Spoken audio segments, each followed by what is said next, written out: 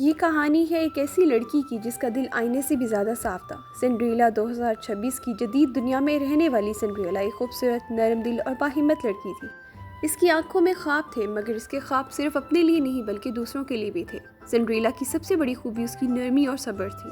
وہ ہر مشکل کو خاموشی سے برداشت کرتی، مگر اس کے لبوں پر ہمیشہ مسکراہٹ رہتی۔ لوگ اسے کمزور سمجھتے تھے، مگر حقیقت میں اس کا دل بہت مضبوط تھا۔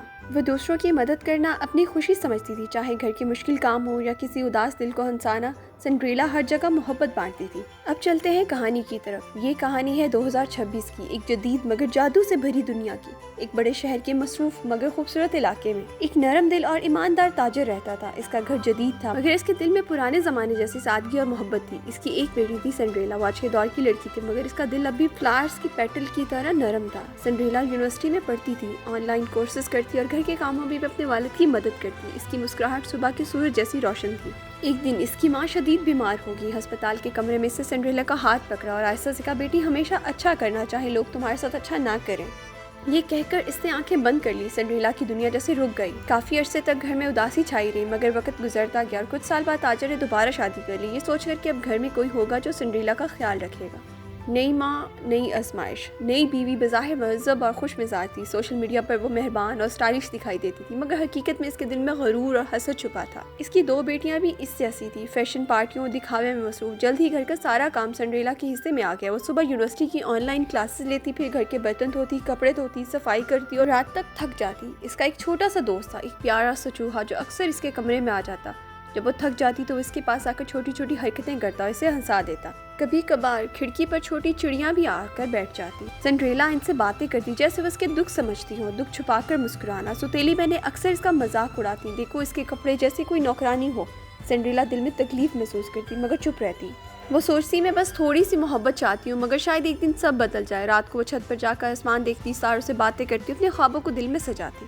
2026 کا شاہی اعلان۔ ایک دن پورے شہر میں خبر پھیل گئی۔ شہر کے سب سے بڑے نیک بزنس ٹائکون کے بیٹے نوجوان شہزادے نے ایک گرینڈ رائل بال اور ٹیک گالا رکھنے کا اعلان کیا۔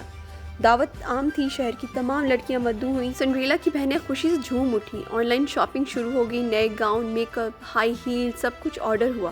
سنڈریلا خاموشی سے ان کے کپڑے استری کرتی رہی، جوتے صاف کرتی رہی۔